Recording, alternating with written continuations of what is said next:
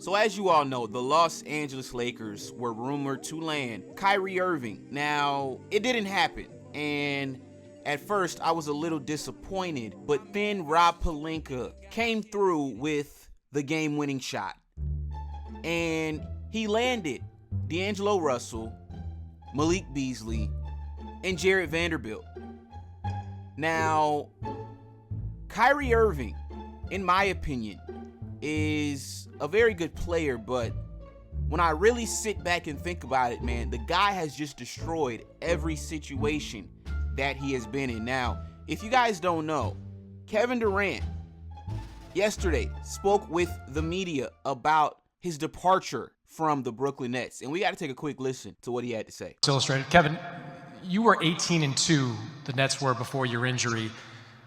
I want to know, what was your reaction to Kyrie's trade request? Is there any part of you disappointed that you couldn't have finished what you started?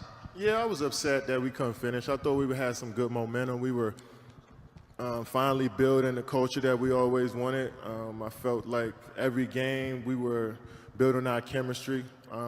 But I didn't know what was going on with Kyrie and his situation with the organization, so I didn't really focus on that. I only focused on what we were doing on the court, and it was a blow to our team. It just took away our identity. He was a huge, huge part of what we do.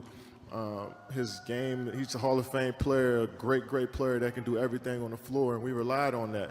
So without him, we didn't have a clear identity. So that was tough for me to stomach, and I loved playing with those guys throughout the year. I felt like we had dudes that were stepping up and doing stuff that they didn't do on their previous team. So I enjoyed everything about it, and it was tough to not finish the season, but I just tried to move forward as quickly as I can and try to figure something out for myself, but also still focus on trying to rehab and get back. So it all happened so fast, but I'm glad it worked out this way. So, ladies and gentlemen, you guys just heard what Kevin Durant had to say about his departure from the Brooklyn Nets. Now, me personally, man, I told you guys, Kyrie Irving is a nice player, but when you look at every situation that he's been in since he's departed from the Cavaliers, the Celtics got better when he left. The Brooklyn Nets are actually looking like a basketball team now that KD and Kyrie are gone. And now he's in Dallas, and we got to keep in mind, the Dallas Mavericks got to the Western Conference Finals last year without Kyrie Irving. So, I don't know, man, if this guy joins the Dallas Mavericks and they don't get as far as they did last year without him, at this point, man, is he really worth $200+ million, right? Now, we got to take a quick listen to what Skip and Shannon had to say on Undisputed. Look, he chose to follow the wrong guy. He followed him there. He wanted to go to the Knicks. Kyrie, his best friend, wanted to go to the Nets because Kyrie grew up a Nets fan in New Jersey. And Kevin said, okay, he's got his 2 rings, and Kyrie's got his 1. Mm-hmm. And he said, okay, I will follow you to Brooklyn. That sounds like fun. Let's go there. And it wasn't fun because Kyrie became a nightmare. He chose the wrong path, right, following the wrong guy. Right. I told you from the start, Kyrie's the leader of that twosome. Kevin is more of a follower than a leader because he just wants the grind. He wants to hoop. Okay? So it blew apart. And to James Harden's credit, he saw it coming before anybody did. He said, I'm out. I can't play with this guy because you can't trust him. James Harden said something in it, and he did. I mean, he said it jokingly. He says, "I guess I'm not a quitter now, huh?" Because everybody, that's what everybody labeled it. They said, yep. And now he got out a year before he saw stuff being thrown overboard that nobody else saw. He did. He said, "But let me go and get off everything sink." Yeah, especially if you can land in Philly with Joel Embiid and Doc and the guy who loves you, Daryl Morey. Exactly. Right? Yeah.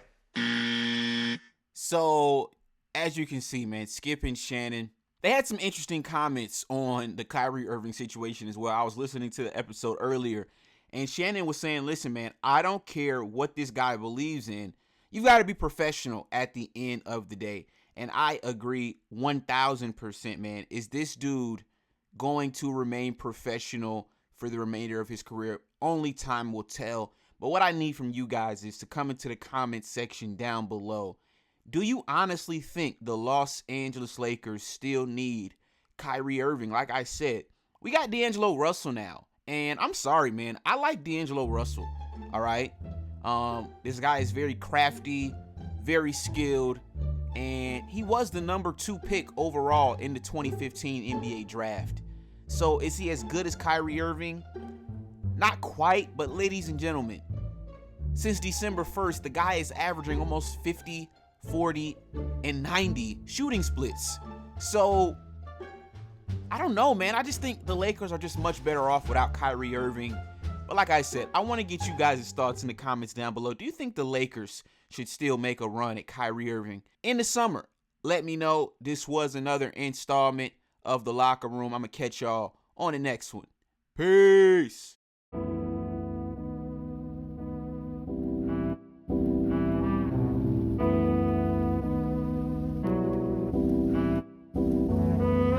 I said fuck school, cool kids wasn't cool to me. They never really liked me. Being hated isn't new to me, but I get it, cause when you're winning, they isn't. Jealousy has no ending, so pray the Lord forgive them. Every day I gotta thank him for the blessings. Rumors about my life, will I ever address them? I don't know.